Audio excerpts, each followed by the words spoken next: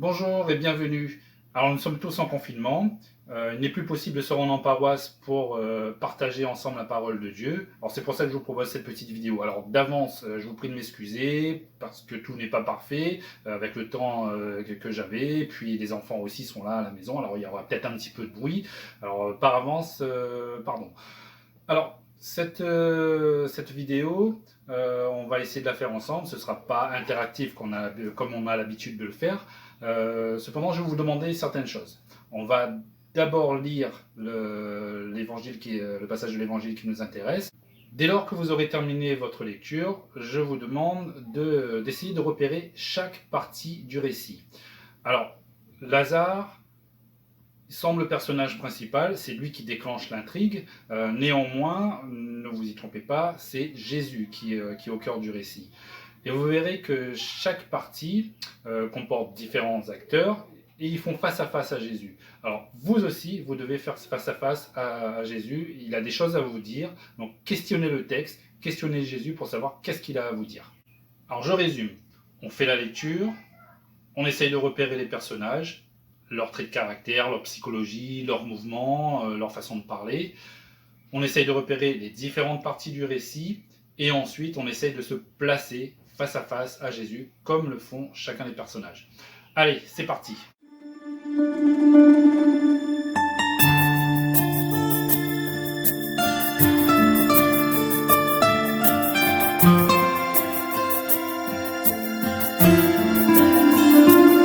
Pour ce partage de la parole un peu virtuel, il n'est pas possible de faire l'ensemble des textes puisque j'ai choisi volontairement un format de vidéo assez court. Donc pas de première lecture, il s'agissait du chapitre 37 du livre d'Ézéchiel, pas de psaume 129 et il n'y aura pas non plus la lettre aux Romains. On va donc se concentrer uniquement sur l'évangile de Jean au chapitre 11, la résurrection de Lazare. Alors pour ce partage de la parole, vous pouvez vous munir de votre Bible ou d'un magazine du genre Prions en l'Église, ou vous rendre sur Internet, par exemple, sur le site lire.la-bible.net, où vous pouvez choisir directement les chapitres, le livre, les chapitres, les versets. Ici, par exemple, l'Évangile de Jean au chapitre 11, c'est la lecture qui nous intéresse. Vous pouvez choisir différentes traductions, la traduction œcuménique de la Bible, la Bible Louis II, la Nouvelle Bible II, la Bible en français, etc. Vous pouvez comparer les différentes traductions côte à côte ou n'afficher que celle qui vous intéresse. Alors, vous pouvez vous rendre également sur le site aelf.org. Vous allez retrouver ici la traduction liturgique. Alors c'est celle qu'on utilise pour ce partage de la parole. Alors il suffit de choisir la date correspondante au jour voulu et vous accédez à l'ensemble des lectures. Alors ici par exemple l'Évangile selon Saint Jean au chapitre 11.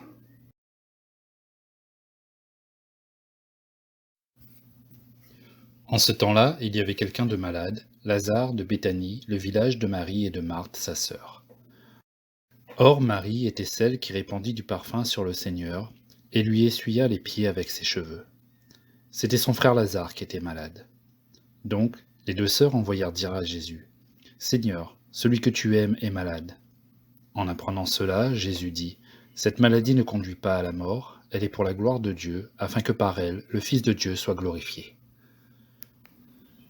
Jésus aimait Marthe et sa sœur ainsi que Lazare.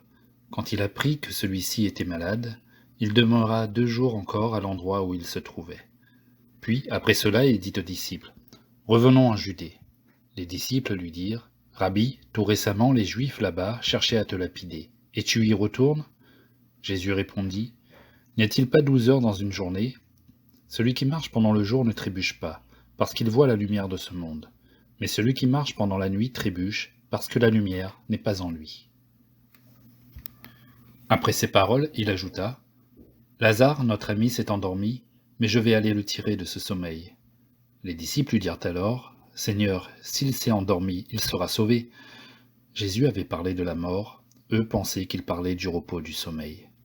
Alors il leur dit ouvertement, « Lazare est mort, et je me réjouis de n'avoir pas été là à cause de vous, pour que vous croyiez. Mais allons auprès de lui. » Thomas, appelé Didyme, c'est-à-dire jumeau, dit aux autres disciples, « Allons-y nous aussi pour mourir avec lui. » À son arrivée, Jésus trouva Lazare au tombeau depuis 4 jours déjà. Comme Béthanie était tout près de Jérusalem, à une distance de 15 stades, c'est-à-dire une demi-heure de marche environ, beaucoup de Juifs étaient venus réconforter Marthe et Marie au sujet de leur frère. Lorsque Marthe apprit l'arrivée de Jésus, elle partit à sa rencontre, tandis que Marie restait assise à la maison. Marthe dit à Jésus, « Seigneur, si tu avais été ici, mon frère ne serait pas mort. Mais maintenant encore, je le sais, tout ce que tu demanderas à Dieu, Dieu te l'accordera. » Jésus lui dit, « Ton frère ressuscitera. » Marthe reprit, « Je sais qu'il ressuscitera à la résurrection au dernier jour. » Jésus lui dit, « Moi, je suis la résurrection et la vie. Celui qui croit en moi, même s'il meurt, vivra. Quiconque vit et croit en moi ne mourra jamais. Crois-tu cela ?» Elle répondit, « Oui, Seigneur, je le crois. Tu es le Christ, le Fils de Dieu. Tu es celui qui vient dans le monde. » Ayant dit cela, elle partit appeler sa sœur Marie et lui dit tout bas, « Le Maître est là, il t'appelle. » Marie, dès qu'elle l'entendit, se leva rapidement et alla rejoindre Jésus. Il n'était pas encore entré dans le village, mais il se trouvait toujours à l'endroit où Marthe l'avait rencontré. Les Juifs qui étaient à la maison avec Marie et la réconfortaient, la voyant se lever et sortir si vite, la suivirent. Ils pensaient qu'elle allait au tombeau pour y pleurer. Marie arriva à l'endroit où se trouvait Jésus. Dès qu'elle le vit, elle se jeta à ses pieds et lui dit, « Seigneur, si tu avais été ici, mon frère ne serait pas mort. » Quand il vit qu'elle pleurait, et que les Juifs venus avec elle pleuraient aussi, Jésus, en son esprit, fut saisi d'émotion, il fut bouleversé et il demanda, « Où l'avez-vous déposé ?» Ils lui répondirent, « Seigneur, viens et vois. » Alors Jésus se mit à pleurer. Les Juifs disaient, « Voyez comme il l'aimait. » Mais certains d'entre eux dirent, « Lui qui a ouvert les yeux de l'aveugle, ne pouvait-il pas empêcher Lazare de mourir ?» Jésus, repris par l'émotion, arriva au tombeau. C'était une grotte fermée par une pierre. Jésus dit, « Enlevez la pierre. » Marthe, la sœur du défunt, lui dit, « Seigneur, il sent déjà, c'est le 4e jour qu'il est là. » Alors Jésus dit à Marthe, « Ne te l'ai-je pas dit? Si tu crois, tu verras la gloire de Dieu. » On enleva donc la pierre. Alors Jésus leva les yeux au ciel et dit, « Père, je te rends grâce parce que tu m'as exaucé. Je le savais bien, moi, que tu m'exauces toujours.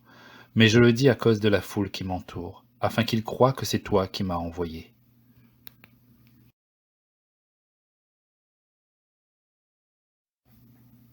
Après cela, il cria d'une voix forte, « Lazare, viens dehors !»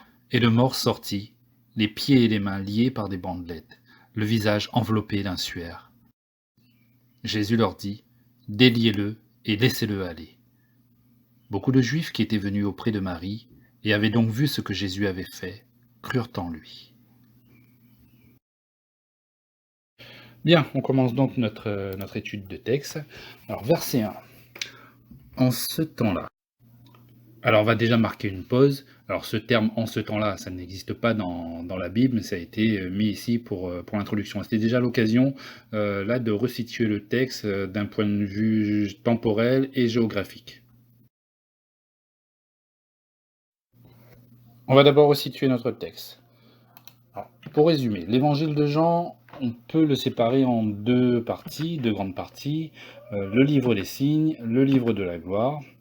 Dans le livre des signes, alors je n'ai pas tout mis, mais on peut retrouver Cana, des guérisons, la multiplication des pains, Jésus qui marche sur l'eau, l'épisode de l'aveugle-né qu'on a vu lors du dimanche, du 4e dimanche de Carême, Lazare qui nous intéresse aujourd'hui, l'onction de Béthanie, et dans le livre de la gloire, l'entrée à Jérusalem, bien sûr la passion, et enfin le sommet de ce livre de tout l'évangile, la résurrection. Alors, ce qui nous intéresse pour ce 5e dimanche de Carême de l'année A, c'est l'épisode de la résurrection de Lazare, à savoir que cet épisode est propre à l'évangile de Jean. Alors, situons le lieu du récit. Nous avons Jérusalem qui se trouve en Judée.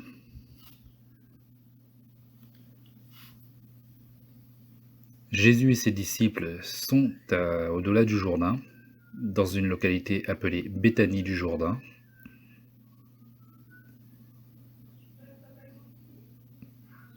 Lazare et ses sœurs sont à Béthanie, près de Jérusalem, et Jésus doit se rendre du delà du Jourdain à Béthanie. Ce temps-là, il y avait quelqu'un de malade, Lazare de Béthanie, le village de Marie et de Marthe sa sœur. Alors au tout début, le malade n'est pas nommé, il s'agit de quelqu'un, mais tout de suite après, on sait qu'il s'agit de Lazare. Alors je vous renvoie à Internet pour connaître la signification de ce nom. Ensuite, les personnages qui sont mis en présence sont Marthe et Marie, et on sait que Marthe est la sœur de Marie qui est nommée ici en premier.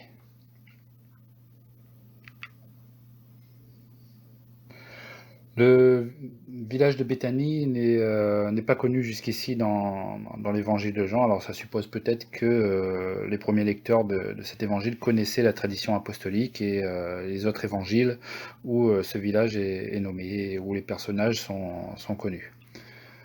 Alors verset 2, Or Marie était celle qui répandit du parfum sur le Seigneur et lui essuya les pieds avec ses cheveux.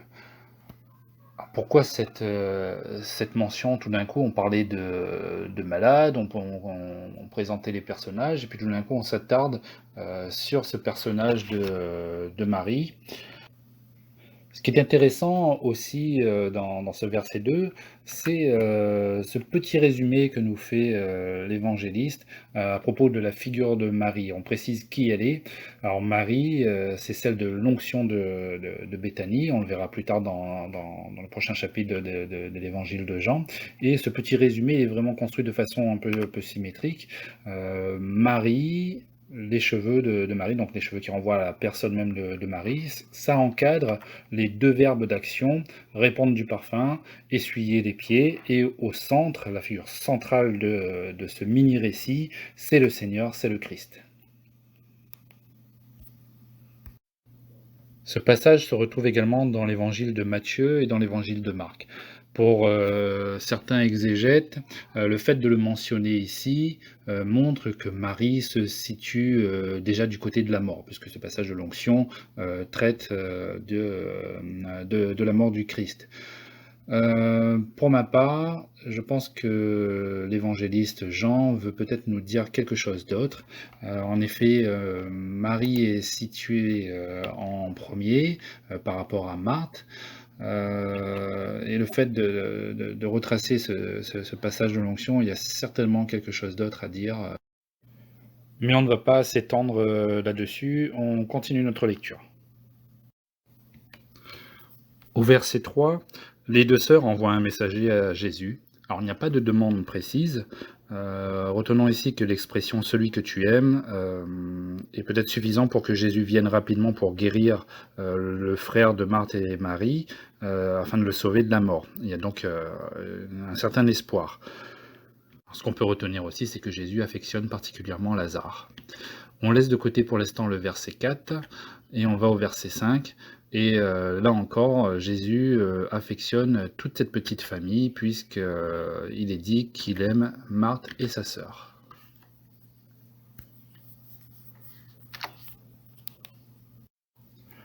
Alors c'est important de comprendre ces liens d'affection entre Jésus et cette famille.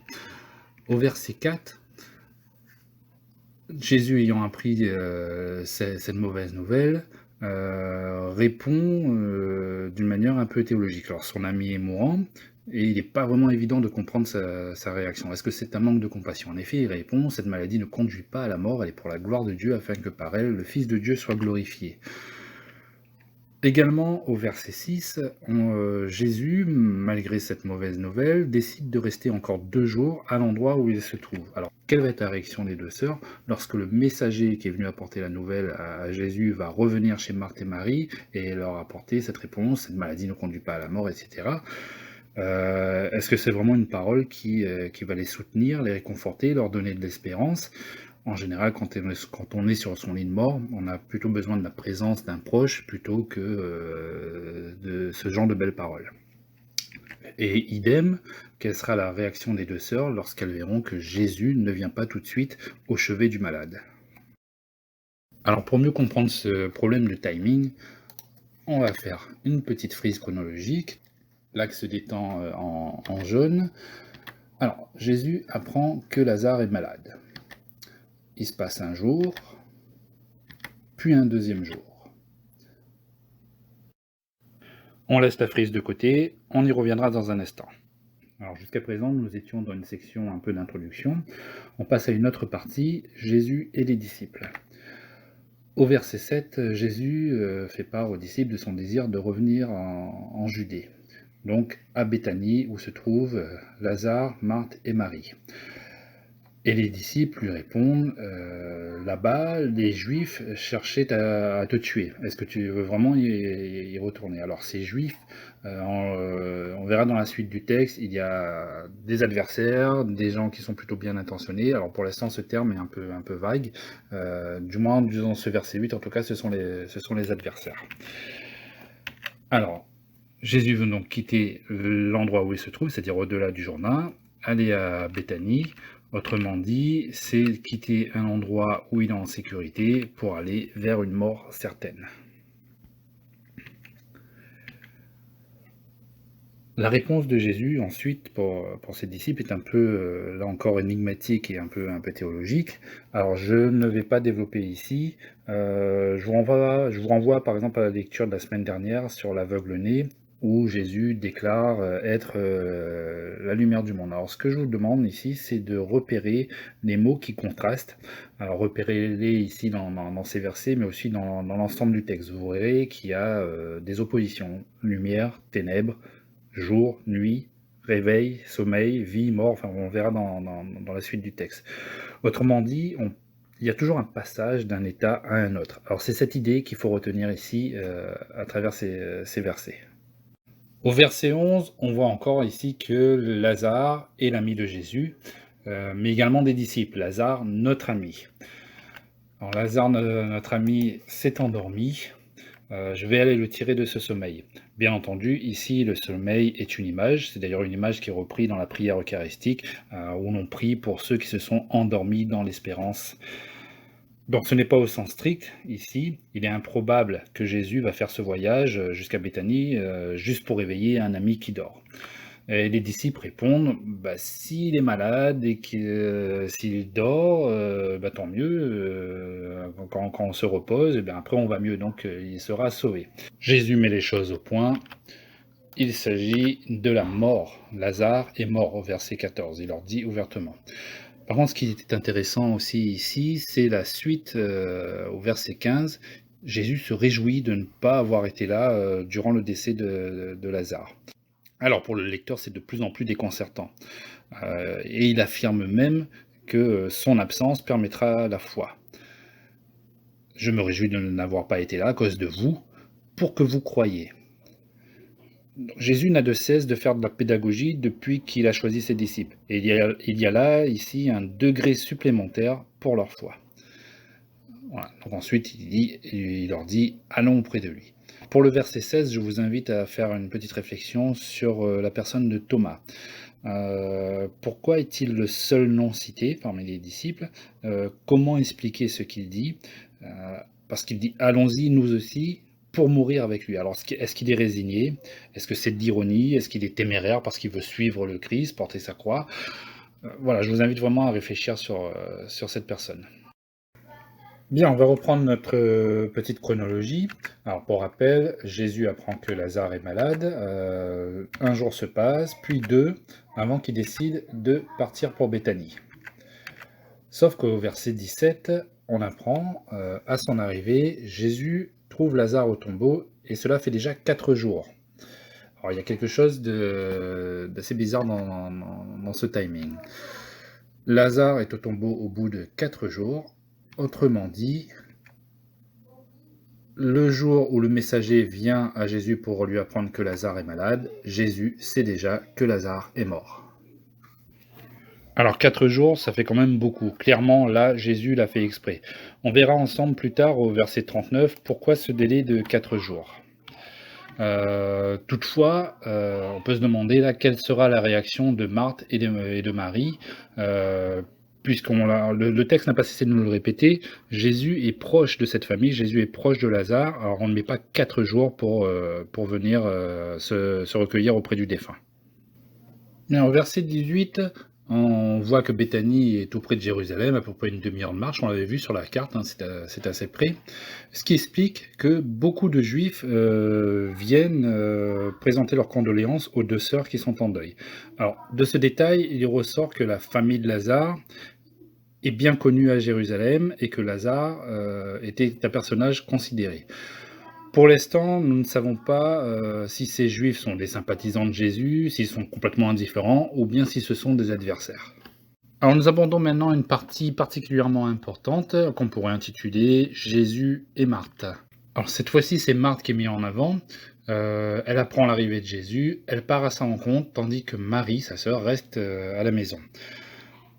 Alors, qu'est-ce que ça veut dire Marie reste à la maison? Est-ce qu'elle ne sait pas que Jésus est là? Est-ce qu'elle est dans la douleur, la colère et elle ne veut pas venir? La suite du texte pourtant nous dira qu'elle avait hâte de rencontrer Jésus. Alors certains spécialistes disent que voilà, le fait de dire que Marie reste à la maison, elle se situe encore dans le deuil alors que Marthe fait elle une autre démarche. Pour ma part, je pense que pour le narrateur, c'est une façon de dire que cet épisode qui va suivre ne concerne que Jésus et Marthe. Alors au verset 21, Marthe dit à Jésus, « Seigneur, si tu avais été ici, mon frère ne serait pas mort. » Alors il manque un peu les émoticônes là. S'il y avait un petit bonhomme qui était en colère, on aurait su que cette phrase aurait été un reproche. Malheureusement, là, on ne sait pas vraiment s'il s'agit d'une plainte, d'une accusation, peut-être même un regret. En effet, quand même, on note une certaine confiance en Jésus. Elle est bien persuadée qu'en présence du Sauveur, la mort n'aurait pas emporté son frère. Alors elle va aller encore plus loin dans ses propos, au verset 22. Elle le sait, tout ce que Jésus demandera à Dieu, Dieu l'accordera. Elle reconnaît un lien fort entre Dieu et Jésus, puisque Jésus ne peut être qu'exaucé par Dieu. Il y a bien une demande dans cette phrase, mais que demande-t-elle exactement? Est-ce qu'elle demande à ce que Lazare revive? Voilà, cette demande qui n'est pas précise donne quand même lieu à une réponse de la part de Jésus. C'est une affirmation, cette fois-ci précise, « Ton frère ressuscitera ». Marthe reprend, alors, je sais qu'il ressuscitera à la résurrection, au dernier jour. Il y a donc une foi en la résurrection. Il faut savoir que cette foi dans la résurrection s'est apparue assez tardivement en Israël, à l'époque du Christ. Elle n'est même pas encore admise par tout le monde. Alors les pharisiens y croyaient, Marthe et Marie visiblement font partie des gens qui y croient, mais dans leur idée, il s'agit encore d'une résurrection qui va se passer pour le dernier jour. Alors Jésus rectifie les propos de Marthe. Remarquez les verbes qui sont au présent et au futur. Jésus dit « je suis ». Alors le « je suis » est important et renvoie à la divinité du Christ. Alors voilà, on met les verbes qui sont au présent ici, et là on met les verbes qui sont au futur. Jésus parle au présent, « moi je suis la résurrection et la vie ». On a bien l'impression que la résurrection, c'est pour tout de suite. Autrement dit, cette résurrection que Marthe attend, c'est à travers Jésus qu'elle se réalise. Quand bien même Lazare est mort, il vit déjà d'une vie éternelle sur laquelle la mort n'a plus d'emprise. Alors on commence à mieux cerner les propos de Jésus au début du texte, quand il parlait de cette maladie qui ne conduit pas à la mort, mais on ne comprend pas encore tout à fait ses propos. Le moyen d'entrer dans la vie éternelle, c'est donc d'avoir foi en Jésus, et pour ceux et celles qui croient en lui, c'est-à-dire au présent, la mort n'est plus un échec, mais c'est la porte d'entrée dans la vraie vie. Alors en disant cela, Jésus se place clairement dans le monde de Dieu. C'est Dieu qui fait mourir et qui fait vivre. Je ne donne pas les références dans l'Ancien Testament. C'est Dieu qui fait descendre au Shéol et en remonter. On le retrouve par exemple dans le premier livre de Samuel au chapitre 2. Alors Marthe conclut très justement quand Jésus se réalise les promesses de Dieu. Alors sur cette parole de Jésus, la foi de Marthe s'affermit. Et à la question « crois-tu cela ?» c'est-à-dire « est-ce que tu crois vraiment, réellement, que je suis la source de la résurrection et que je partage ce pouvoir avec le Père, ce pouvoir de donner la vie ?» Eh bien, Marthe répond « oui, Seigneur ». Et elle confesse « je crois ». Alors il y a différents titres qui différents titres qui sont donnés là dans cette phrase. D'abord, le titre de Christ, donc c'est par ce titre que Marthe reconnaît en Jésus le Messie, loin de Dieu, celui qui vient, c'est une expression qui est appliquée au libérateur promis dans les Écritures. Et par le titre le Fils de Dieu, elle va aller encore plus loin. Alors, dans l'évangile de Jean, il y a une graduation des professions de foi qui sont de plus en plus explicites. On en avait une avec les Samaritains, l'aveugle-né également. Et Marthe fait vraiment une très belle profession de foi ici. Il y en aura encore une après celle-ci, c'est celle de Thomas dans le chapitre 20 de l'évangile de Jean. Alors ce texte qui est connu avec comme titre la résurrection de Lazare, il pourrait aussi s'intituler la profession de foi de Marthe. Alors, le verset 28 va faire la transition avec une autre partie tout aussi intéressante. Marthe va appeler Marie en lui disant le maître est là, il t'appelle. Alors que bon, on n'avait pas entendu dire Jésus envoyer Marthe prévenir Marie. Bon, cette mission elle se fait en secret avec le mot tout bas, c'est-à-dire que les Juifs ne doivent pas être au courant de cette rencontre. Alors, Marie, dès qu'elle l'entendit, se leva rapidement et alla rejoindre Jésus. Il y a donc un empressement de Marie qu'on doit noter ici. Jésus est toujours immobile, toujours à l'entrée du village, il n'a pas bougé, il se trouve toujours à l'endroit où il avait rencontré Marthe, c'est-à-dire qu'il est dans l'attente de la rencontre qui va se faire avec Marie. Le verset suivant montre également qu'il y a vraiment un empressement de la part de Marie d'aller à cette rencontre avec Jésus. En effet, les Juifs qui sont là avec Marie la voient se lever et sortir si vite, nous dit le texte. On peut comparer, par exemple, l'attitude de Marie et de Marthe. Marie, dès qu'elle entend que Jésus l'appelle, elle se lève rapidement. Par contre, au verset 20, on disait pour Marthe, dès qu'elle apprend l'arrivée de Jésus, elle partit simplement à sa rencontre. Voilà, donc il y a ce mot rapidement quand même qui est mis en exergue là pour Marie par rapport à Marthe. Alors c'est un peu l'occasion aussi de revenir un peu sur ce passage connu de Marthe et Marie. Vous savez, ce passage où on dit que Marie est dans la contemplation et qu'elle a choisi la meilleure part, que Marthe est toujours un peu dans le service, elle s'agite pour peu de choses. Alors ici, dans l'évangile de Luc, les choses ont l'air de s'inverser. On ferme la parenthèse. Marie arrive à l'endroit où se trouve Jésus. Dès qu'elle le voit, elle se jette à ses pieds. Donc là, il y a une attitude aussi de vénération. Et elle lui dit, Seigneur, si tu avais été ici, mon frère ne serait pas mort. Alors c'est la même phrase qu'a dit Marthe. Alors c'est vrai que dans le texte grec, il y a des petites nuances, mais on va dire que c'est la même chose. La seule chose qui manque ici, dans la suite, c'est la profession de foi. Marthe est présentée comme la figure du croyant qui reconnaît qu'en Jésus, c'est bien Dieu qui vient parmi les vents, tandis que Marie reste du côté du deuil dans son comportement. On va voir avec le verset suivant. Alors, quand Jésus vit qu'elle pleurait, que les Juifs venus avec elle pleuraient aussi, Jésus en son esprit fut saisi d'émotion et fut bouleversé. Là, on voit qu'elle fait corps avec le groupe de Juifs tout le monde est en deuil. On dit que Marie joue le rôle de pleureuse et que Marie, c'est le symbole de l'homme abattu par la séparation de la mort. Alors, contrairement à l'épisode dans l'évangile de Luc, Marthe apparaît ici comme l'exemple et Marie un peu comme le contre-exemple. Alors, pour ma part, cette analyse, elle n'est pas vraiment partagée. Dire que Marie se situe du côté de la mort, du deuil, et qu'elle reste cantonnée à ça, alors que Marthe a tout compris. Pour ma part, je ne vois pas les choses dans ce sens. En effet, on verra dans la suite du texte que Jean va remettre en scène Marthe et dira que malgré sa belle profession de foi, elle n'a pas tout compris. En revanche, l'évangéliste ne mentionnera plus Marie, sauf tout à la fin du texte, on va parler des personnes qui se mettent à croire en Jésus. On va parler d'elle encore ensuite, lors de l'onction de Béthanie, lorsqu'elle versera du parfum, et par ce geste, il semble qu'elle comprenne certaines choses. Alors, voilà pourquoi, pour ma part, je ne pense pas que Marie n'a rien compris et que Marthe a tout compris, je pense qu'ici, il faut aller un petit peu plus en profondeur et vraiment s'interroger sur la figure de Marie. Revenons au texte. Nous sommes maintenant dans une autre partie. Après les disciples, après Marthe, après Marie, voilà Jésus face à face aux Juifs. Jésus ne prononce rien. Par contre, il est rempli d'émotions. Il est bouleversé. Alors, est-ce qu'il pleure son ami Lazare? Ça fait quand même depuis 4 jours qu'il sait que Lazare est mort et il sait au plus profond de lui que cela va permettre la manifestation de la gloire de Dieu. Alors, quelle est cette émotion qui le saisit? Et en plus, au plus profond de lui-même, en son esprit.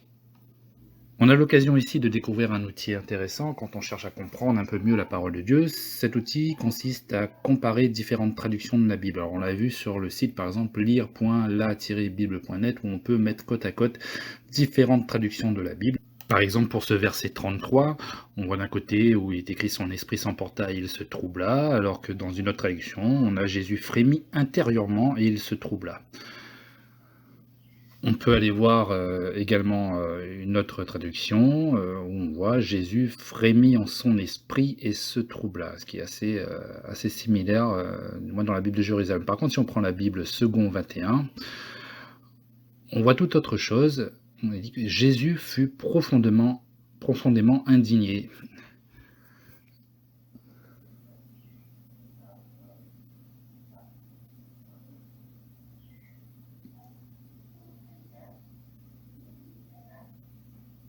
On peut aller encore un petit peu plus loin et voir que dans cette traduction, on a Jésus qui ressent une forte colère.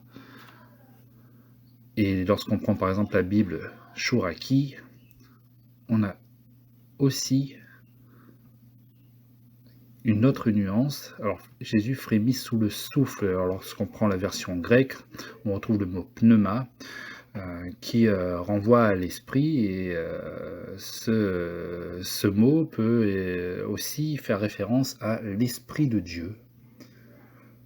Ce même mot qu'on le retrouve par exemple dans différents passages de l'Évangile, par exemple l'Évangile de Matthieu, on parle de la venue du Saint-Esprit, même mot qu'on le retrouve dans la Genèse, ce souffle c'est-à-dire l'Esprit de Dieu qui se mouvait au-dessus des eaux dans le livre de la Genèse. Voilà, on ferme la parenthèse. Pourquoi cette colère? Pourquoi cette indignation? Alors peut-être que la présence des Juifs l'explique, l'hypocrisie, leur manque de foi. Bon. Au verset 35, Jésus pleure. C'est surprenant de voir une telle facette de son humanité dans un évangile, celui de Jean, où est si souvent affirmée la divinité de Jésus. Jésus n'était pas seulement en route pour la mort de Lazare, il était aussi en route vers sa propre mort. C'est le chemin de la passion, alors il pleure aussi sa propre mort. Alors parmi les Juifs, il y a peut-être des gens qui sont bien intentionnés, comme on le voit au verset 36. On le voit au verset 37, où certains ont un sentiment d'hostilité contre Jésus, avec cette insinuation de son impuissance. Lui qui a ouvert les yeux de l'aveugle, ne pouvait-il pas empêcher Lazare de mourir?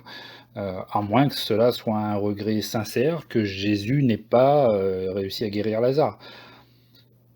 Il est vrai qu'il est écrit plus tard, au verset 45, que beaucoup d'entre eux, c'est-à-dire beaucoup de Juifs, c'est le même terme qu'au verset 19, beaucoup de Juifs crurent en Jésus.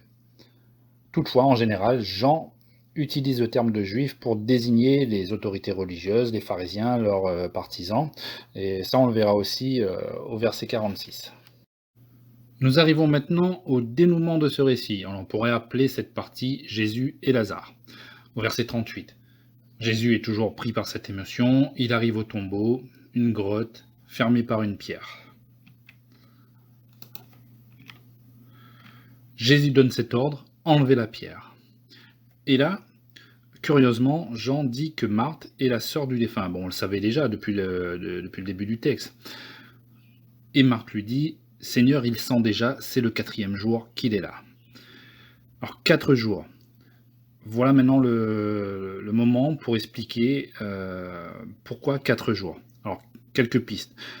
À cette époque, on penser que c'était au bout de 4 jours que l'âme s'éloigne définitivement du corps. C'est-à-dire lorsque la décomposition du corps commence à se manifester, l'âme est censée ne plus réintégrer le corps et partir. Ça veut dire que Lazare est bel et bien mort, il n'y a plus aucun doute à ce sujet. Autrement dit, si Jésus fait un miracle, celui-ci sera indiscutable. Notons qu'il y a ici une différence avec les autres résurrections. Bon, on le sait dans la suite du texte, Lazare va ressusciter. Il y a une différence avec les autres résurrections des autres évangiles. La fille de Jaïr, par exemple, elle venait tout juste d'expirer. On le voit dans le chapitre 5 de l'évangile selon Marc. Jaïr était encore dans la maison de son père lorsqu'elle est morte. Autre résurrection, le fils de la veuve de Naïm n'était plus dans la maison de sa mère, mais il n'était pas encore dans le tombeau. Ça, on le voit dans le chapitre 7 de l'évangile de Luc. Dans ces deux exemples, Jaïr et Naïm, dans ces deux exemples, les sceptiques pouvaient prétendre que la mort n'était qu'apparente. Alors ici, vraiment, il n'y a plus aucun doute, Lazare est bel et bien mort. Là, il ne peut pas y avoir de supercherie. Si Jésus fait un miracle, ce sera vraiment indiscutable. Verset 40. Alors on peut croire que le doute de Marthe, ici, est en contradiction avec la foi et la confiance dont elle a fait preuve auparavant dans le texte. Rappelez-vous sa profession de foi. Alors c'est vrai que Jésus ne lui a pas dit précisément qu'il allait ressusciter son frère d'entre les morts. Jésus rappelle ainsi à Marthe sa grande affirmation, c'était au verset 25 et 26. Il va se servir des termes qu'il avait déjà employés dans son premier message aux deux sœurs, c'est le verset 4. La gloire de Dieu va se manifester par le triomphe de la vie sur la mort. Mais pour voir cette gloire, il faut croire. La foi seule saisit l'invisible. Au verset 41, on enlève donc la pierre, et là Jésus se lance dans une prière, alors plutôt une action de grâce. Jésus rend grâce à son Père de l'avoir écouté, un peu comme si le miracle avait déjà eu lieu. Repérez le texte, Père, je te rends grâce parce que tu m'as exaucé. C'est pas écrit parce que tu vas m'exaucer. Donc c'est comme si, voilà, le Père avait déjà exaucé Jésus. Il n'y a pas eu de geste, il n'y a pas eu de parole. D'habitude, quand il y a un miracle, il y a toujours une parole, un geste, une imposition des mains, quelque chose un peu comme ça. Et là, c'est un peu comme à Cana, c'est-à-dire le premier signe dans l'évangile de Jean, où l'eau se transforme en vin. Il n'y a pas de geste, il n'y a pas de parole, tout se fait comme ça sans qu'on sache vraiment comment. Ici, la résurrection de Lazare, ce sera un peu pareil. Pas de geste, pas de parole. Alors, pourquoi Jésus a prononcé à haute voix et devant tous son action de grâce? Peut-être parce que les adversaires de Jésus ont toujours nié le lien entre Jésus et Dieu. Rappelez-vous au chapitre 9, par exemple, la guérison de l'aveugle-né se fait en violation du sabbat, et donc ça ne peut pas venir de Dieu, selon les Juifs. Alors Jésus, ici, prend en quelque sorte Dieu à témoin, et il le dit, pour qu'il croie que c'est toi qui m'as envoyé. Au verset 43, d'une voix forte, Jésus crie « Lazare, viens dehors !» 3 petits mots, tout le monde l'entend, c'est un signe public, c'est un cri aussi que tous les morts doivent entendre. Alors, on peut prendre le texte grec ici. On voit qu'il n'y a même pas de verbe. Alors, ici, Lazare. Ici, dehors. Ce cri est un ordre. Jésus commande à la mort. C'est sur le même ton que la parole créatrice de Dieu retentit à la Genèse. Rappelez-vous, que la lumière soit, c'est en Genèse chapitre 1. Et Lazare va sortir des ténèbres pour aller vers la lumière, c'est-à-dire pour aller vers le Christ. Le verset 44 le dit, et le mort sortit. Alors, formule un peu bizarre, alors, il est vivant, il est mort, il est ressuscité, c'est un mort vivant. Bon, le mort sortit. On le voit ici, hein, sans peine, c'est déjà le Christ ressuscité d'entre les morts, c'est le Christ glorieux que le texte de Jean nous fait voir en filigrane à travers la résurrection de Lazare. Alors, ce retour de Lazare est bien entendu un peu différent de la résurrection de Jésus. En effet, cela est souligné par le fait que Lazare sort avec tout l'attirail funéraire, donc avec le suaire, les bandelettes. Alors que Jésus, lui, sortira du tombeau totalement libre, parce qu'il va laisser derrière lui le linge qui avait servi à son ensevelissement, c'est-à-dire tous les signes de la mort, hein, on le voit au chapitre 20 de l'évangile de Jean. Il est entré définitivement dans le monde de Dieu. Donc Lazare qui sort du tombeau, pieds et mains liés, reste pour le moment un être mortel. Alors on voit à travers ces différents tableaux la représentation de Lazare qui sort du tombeau, qui va vers la lumière, qui va vers le Christ. Un passage des ténèbres à la lumière.